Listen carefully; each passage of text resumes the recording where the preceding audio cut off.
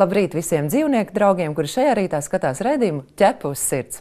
Ķepa uz sirds ir raidījums par dažādiem dzīvniekiem un tikpat dažādiem cilvēkiem un mūsu draudzīgu kopā dzīvošanu. Šodien raidījumā noskaidrosim, par ko liecina pārāk cītīga kaķa mazgāšanās. Ciemojoties pie dzejnieces un rakstnieces Kristīnas Sadovskas, iepazīsimies ar suņiem, kuri vasarā mēdz skaisti nosauļoties. Operdziedātāja Inese Galante iejutīsies kaķu krustmātes lomā, bet rokeris Frīdis stāstīs par to, kāpēc viņam patīk tieši vilku sugas suņi. Spēja mīlēt dzīvniekus un saprasties ar viņiem nepiemīt kādas konkrētas profesijas pārstāvjiem, tikai sievietēm vai tikai vīriešiem. To var ik viens, kuram sirds ir pareizajā vietā. Tāpēc šoreiz dosimies uz Ogres novada dzīvnieku patvērsmi un iepazīsimies ar suņiem, kas gaida savus īstos saimniekus. Pašlaik te mīt 25 suņi un 1 kaķis. Teika ir 8 gadus veca kucīte. Vesels, ļoti uzticams suns, saprot komandas. Iepriekšējā saimniece vairs nespēja rūpēties par suni, tāpēc Teika nonāca patvērsmē. Teika noteikti būs labs draugs vecākiem cilvēkiem. Pēdējā laikā patversmes iemītnieku skaitu papildina ekonomisko emigrantu mājās palikušie dzīvnieki. Cilvēki brauc prom, bet savus dzīvniekus līdzi neņem. Otrs biežākais iemesls ir nepareiza izvēle, ņemot piemēram kucēnu, ar kuru vecākiem cilvēkiem ir ļoti grūti tikt galā.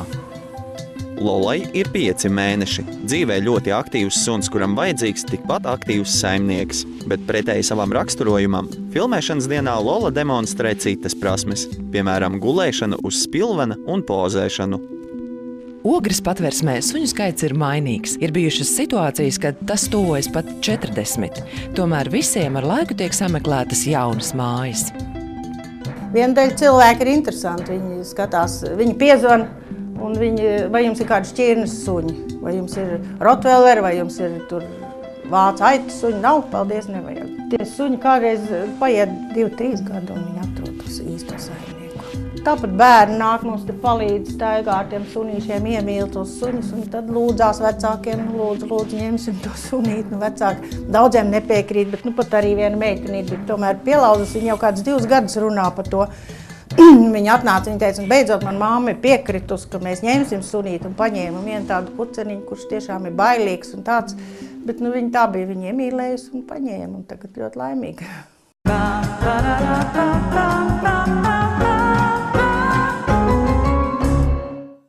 Bet tagad dosimies uz vietu, kur mīt daudz un dažādi zvēri, bet uz kurienes suņus gan labāk līdzi neņemt.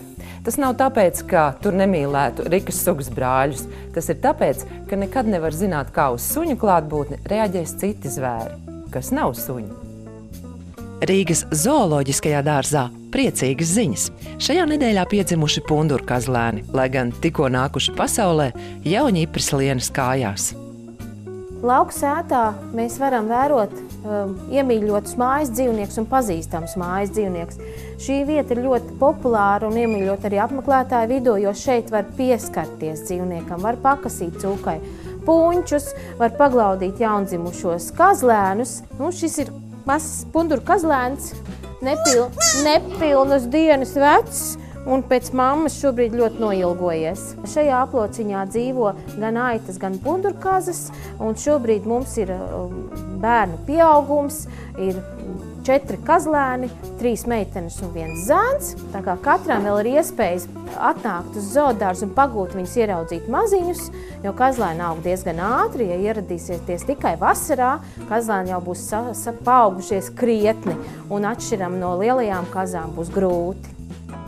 Zoodārzā savas mājas iegūs arī šis mazo pērtiķīšu jeb pundurkalitriksu pāris. Pundurkalitriksu meitene ir Rīgas zoodārza iemītniece, bet puisis atbraucis no Edinburgas zooloģiskā dārza. Šie mazie mērkiķīši ir tik maziņi, ka neuzmanīgs skatītājs tiem var paiet garām. Savukārt ķenguru mājas ekspozīcijā apskatāmas prevostas jeb krāšņu vāveres, kas pilnībā atbilst savam nosaukumam – krāsainas un ļoti krāšņas, lielas kārumnieces. Viņām garšo rieksti un rozīnes. Āzijas tropiskās vāveres nebūtu neatšķirās no mūsu parastajām vāverēm. uzvedības ziņā, jo viņām patīk ļoti žigli skriet, lekt no zara uz zaru, tāpēc arī ekspozīcija ir iekārtot vēl ar papildus režģiem, lai viņām būtu iespēja ļoti aktīvi darboties. Un tas ir par iemeslu varbūt viņu nosaukumiem. Varbūt jūs arī zinat, kā ir radies vāverei nosaukums dēļ viņas aktīvās skriešanas, lekšanas. Cilvēks ejot mežā ir ieraugot vienā zarā, teicis vā, paskaties tālāk ve, ne, un trešajā zarā re, un iznāk vā, ve, re. Kazlēni, pērtiķīši, vāveres un simtiem citu sugu zoodārza apskatām arī ziemā. Un tiem, kas nezina, zoodārzs strādā līdz pat 9 vakarā.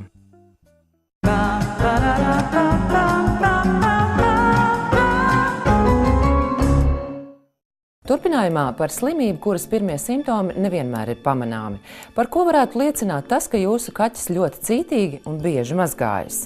Izrādās, ka tā var būt viena no kaķu alerģijas pazīmēm. Vairāk par to zina stāstīt doktore Inga. Ļoti bieži saimnieki varbūt nedaudz kļūdās, domādami sākumā, ka kaķis vienkārši beigt cītīgi sācis mazgāties, vairāk mazgāt ausis, var laizīt vairāk ķepas un sānus un citreiz vēderu, un tad vienā brīdī konstatē, vau, manam kaķim ir vai nu izlaizīt sāni vai izlaizīts vēders.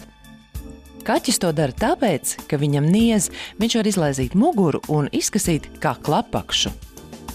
Ja mūsu dzīvnieks ir sācis kasīties, pirmais, ko mēs meklējam, tie ir parazīti. Pat kaķīšiem, kas ir istabā, mēs sākam meklēt, vai nav blusas vai blusu izkārnējumi. Jo bieži mēs to blusu nevaram ieraudzīt, bet mēs redzam tādus melnus punktiņus, kas ir blusu izkārnējumi kopā ar oliņām. Un tas ir pirmais liecinieks, ka mūsu dzīvniekam ir blusas. Bet ne visi kaķi, kam ir blusas, ir alerģija. Šim kaķim varbūt es mēģināšu kaut kā parādīt. Ja? Ir diezgan izteikta vieta, kur izkrīt apmetojums. Ja? Arī kaķiem ir izteikta nieze pie blusu alerģiskā dermatīta pa mugurkaulu. Īpaši varbūt praktiski pa visu mugurkaulu var būt izteikti tādas mazas pumpiņas, niezošas kreveles. Ja? Šis ir ļoti klasisks kaķītis ar blusu alerģisko dermatītu. Visvienkāršākais un pirmais darbs ir skaustā iepilināt pretblusu pilienus. Ja nieze nemazinās, tad gan jāiet pie daktera, jo ne jau visi kaķi, kuriem ir blusas, slimo ar alerģiju. Un alerģijas izraisītājs var būt pavisam cits, piemēram, pārtika. Diemžēl šī brīža apstākļos cilvēkiem pašiem ir vairāk vai mazāk problēmas ar tiem iztikas līdzekļiem, un viņi sāk meklēt iespējas savus dzīvniekus arī barot lētāk, un ļoti bieži ar to kļūdās, jo īstenībā ārstēt ir dārgāk kā labi barot dzīvnieku. Un tad, kad mēs sākam pirkt pārtiku, kas maksā kaut kādu latu kilogramā vai varbūt nedaudz vairāk, tad man tas jautājums vienmēr ir tāds, cik tur ir gaļa, vai tur vispār ir gaļa. Jo kaķis ir pēc dabas gaļēdājs, viņš ķer peles, žurkas, putnus.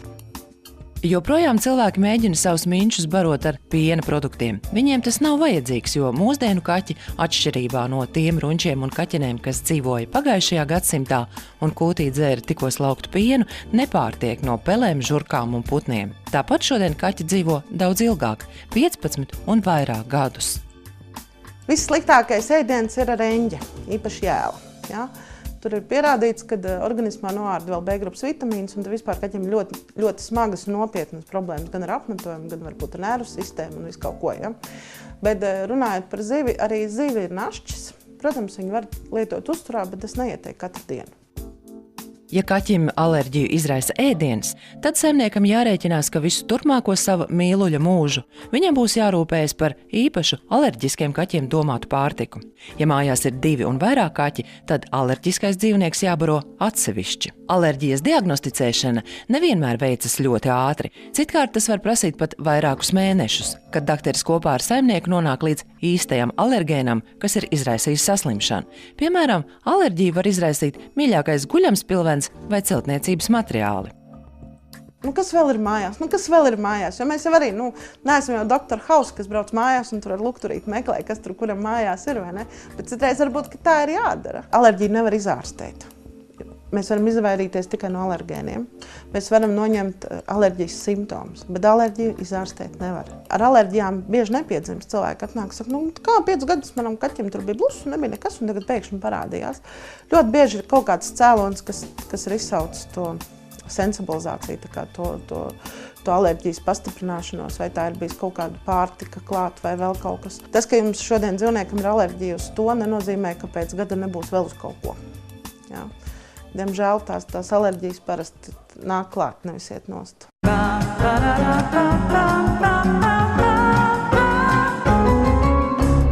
Operdziedātāja Inese Galante ir īsts dzīvnieku draugs. Viņas profesionālā darbība ir saistīta ar regulāriem ceļojumiem. Māksliniece ir pārliecināta, ka ilgstoši atstāt mājdzīvniekus vienus pašus nedrīkst. Tāpēc šajā reizē viņa iejūtas kaķu krustmātes lomā un palīdz meklēt jaunas mājas 2 miņčiem.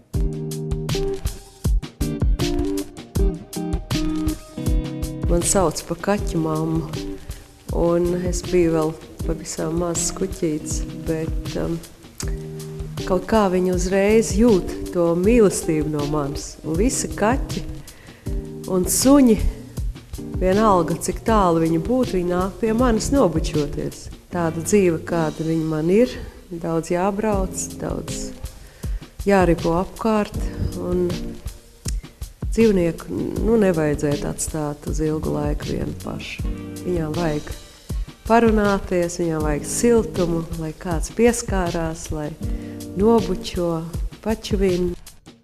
Inese Galante aicina atsaukties cilvēkus, kas varētu kļūt par kaķu Elīzes un tīģeru saimniekiem. Pašlaik šiem kaķiem ir pagaidu mājas. Elīzei ir apmēram 3 gadi. Kaķenīte atrasta ar traumētu galvu. Cilvēki, kas pašreiz rūpējas par Elīzu, veda viņu uz klīniku un izārstēja. Tagad viņa ir vesela un ļoti mīlīga. Otrs kaķis tīģeris ir gadu vecs, atrasts uz ielas 20 grādu salā. Ļoti runīgs, bet nākamajam saimniekam jābūt pacietīgam, jo ar cilvēkiem tīģeris iedraudzējas lēni. Viņam patīk spēlēties ar mantiņām. Jūs jau redzējat abus 2 kaķus. Es jūtos kā krustmāte un ļoti atbildīgi, un es ļoti ceru, ka atsauksies varbūt viens otrs, gribēs viņus paņemt. Ja tā mīlestība vai tā ģimenes dzīve nesanāk kopā ar tiem maziem, tad dodiet, nesiet atpakaļ. Nav jābīstās, nav jākautrējās, nav nekā. Vienkārši tikai nemetiet lūdzu ārā uz ielas. Viņi ir tik daudz cietuši, to nedrīkst darīt. Es tā ļoti ticu, ka viņiem tomēr atradīsies īstā ģimene un viņi būs draudziņi un jūs iegūsiet ļoti daudz viņu mīlestību un atzinību un jums sāksies cita jauna dzīve. Es tā ļoti ceru.